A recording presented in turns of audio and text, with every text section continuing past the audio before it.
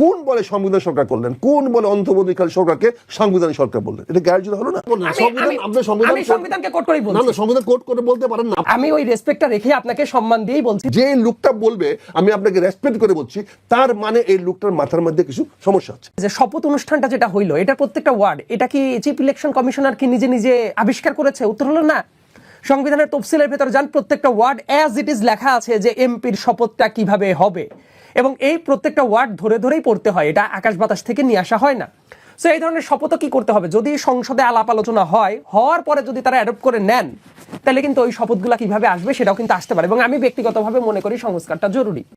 আপনি সংস্কারটারে পুরোপুরি ইগনোর করতে পারেন না। ইনফ্যাক্ট অনেকগুলো সংস্কার আছে, সেটা শুধুমাত্র জরুরি না, বাংলাদেশের মানুষের আকাঙ্ক্ষাকে অবশ্যই ধারণ করাটা উচিত।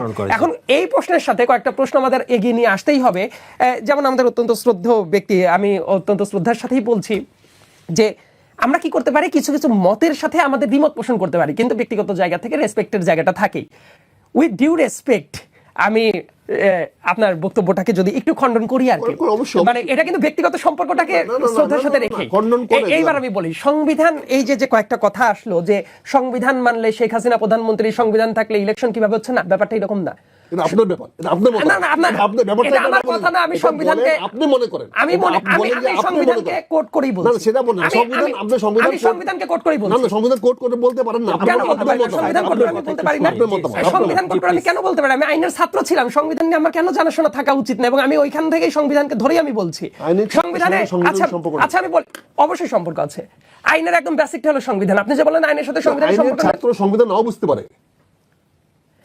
এটা তো দেখেন, আপনি মুরব্বী মানুষ তো, আপনি মুরব্বী মানুষ তো, এই জন্য আপনাকে আমি যথেষ্ট রেসপেক্ট করে কথা বলছি। আচ্ছা আমি একবার বলি, আচ্ছা আমি একবার বলি যে কেউ বুঝে কি বুঝে না, এইটা টেস্ট নিশ্চয়ই আপনি করতে পারেন না, রাইট? আমি ওই রেসপেক্টটা রেখে আপনাকে সম্মান দিয়েই বলছি যে আমি সংবিধানের কথাটা বলি। আমি বলার আগেই যদি আপনি আমাকে বলেন যে আমরা কোনো কিছু বুঝি না, তার মানে আপনি তো আমাকে দেখেন, আমি সিনিয়র হিসেবে আপনাকে যে রেসপেক্টটা করছি, আমি তো এটাও এক্সপেক্ট করতে পারি যে একজন সিনিয়রের জায়গা থেকে আপনি, আমি আপনার সন্তানের বয়সী, আমাকেও তো অনুরূপ একটা আদর স্নেহ রেসপেক্টের জায়গায় রাখতেই পারেন, রাইট? ওই জায়গা থেকে আমি কথাটা বলছি। এবার আমি সংবিধানের ব্যাখ্যার দিকে যাই, কারণ প্রক্সিমিটির যে কথাটা, প্রক্সিমিটির ব্যাপারটা হলো আইনের একজনের সংবিধান বোঝা, প্রক্সিমিটিটা অন্যদের চেয়ে একটু বেশি থাকতেও পারে। আমি এই ক্ষেত্রে কথাটা বলছি। সংবিধানে কোথাও কি লেখা আছে ইলেকশন অ্যাজ ইট ইজ একটাই উপায় আছে যে 5 বছর পর পর ইলেকশন হইতে পারে? Answer is no. নর্মাল নিয়মটা হলো 5 বছর পর পর সাধারণ ইলেকশন হইতে হয়, কিন্তু যদি কোনো সংসদ ভেঙে যায়, যদি পদগুলো শূন্য হয়ে যায়, তারপর কি 5 বছর পর্যন্ত ওয়েট করতে হয়?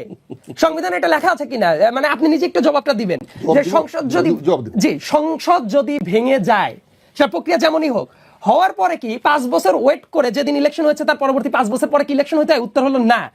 বরং সংবিধানের ভেতরেই আছে পরবর্তীতে কিভাবে ইলেকশনটা হইতে পারে সেটা বর্ণনা লেখা আছে। বরং ওইটা ওই 5 বছর পর্যন্ত ওয়েট করার ব্যাপার না, যেদিন থেকে ভেঙে গেল তার পরবর্তী পদক্ষেপ নিতে হয়। 2 নম্বর ব্যাপার, শেখ হাসিনার বিরুদ্ধে যখন আন্দোলনটা হওয়ার পরে আপনি বলতে পারেন যে এই যে আন্দোলন, কিসের আন্দোলন?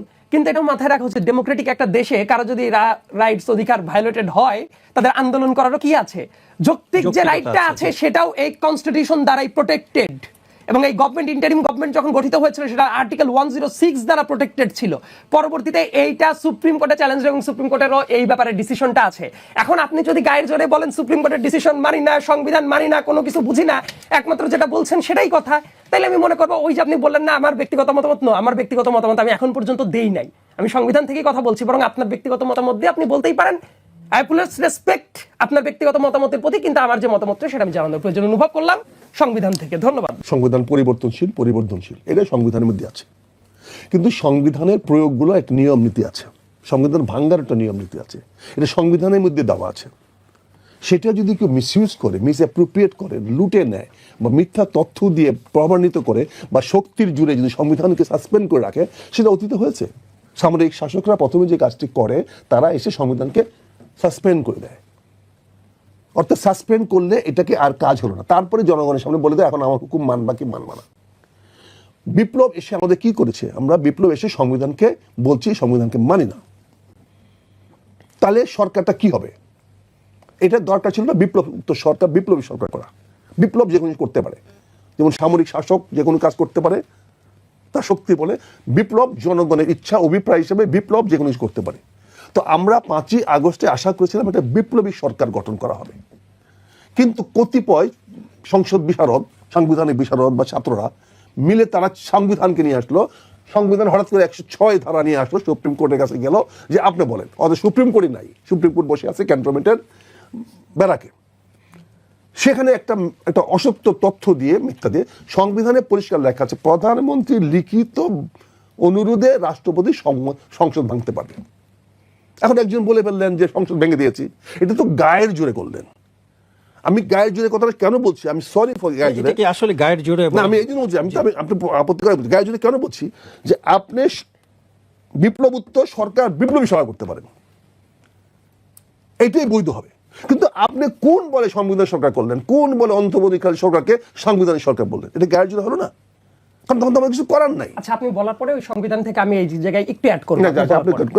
এখন কি হয়েছে, তো সংবিধানটি তো সংসদ তো ভেঙে যায় নাই, কাজে এই সংসদ চলমান। এখন আমরা আবারও বলছি যে এই সংসদকে আমরা একটা নিয়ে গেছি বিপ্লবোত্তর সরকার গঠন প্রক্রিয়া, এবং সেখানে আমরা সংস্কার বলেছি যে আমরা কিন্তু সংস্কার করতে চাই।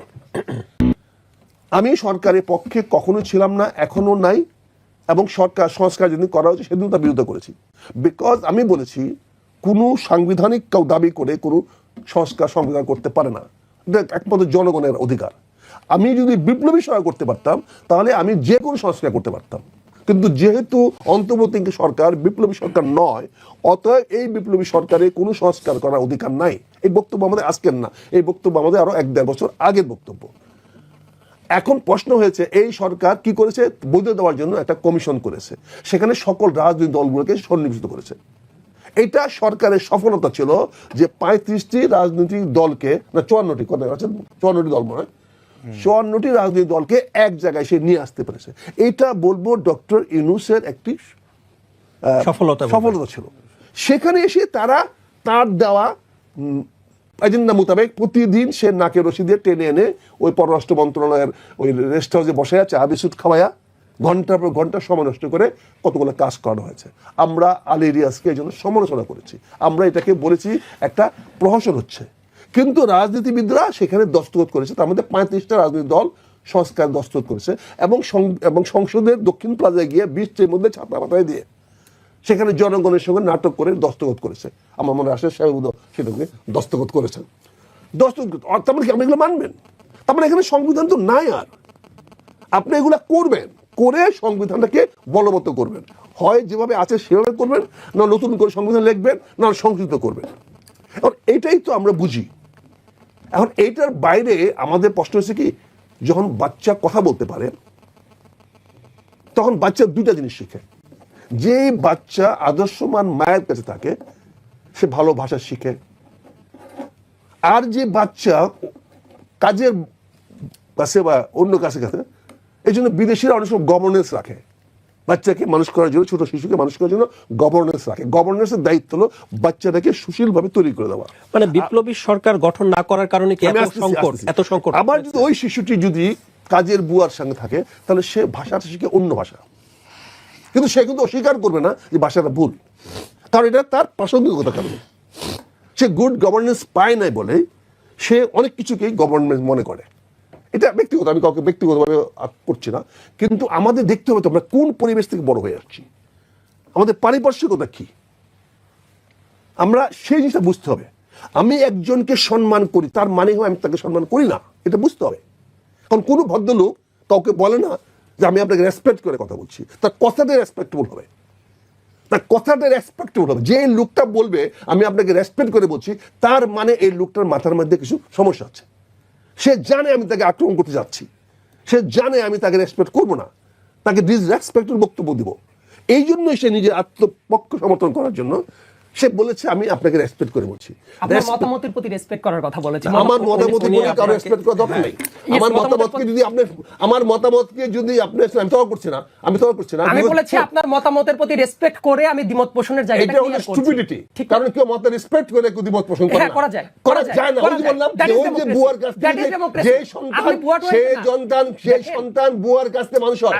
শুনেন, ঢাকা কলেজ আর জগন্নাথ কলেজ এক জিনিস নয়। শুনেন, ঢাকা কলেজ জগন্নাথ কলেজ জিনিস নয়, ফৌজদার ক্রেডিট কলেজ না, আর এই আমার গুচিয়াটা কলেজ এক জিনিস নয়, একই বই পড়ানো হয়।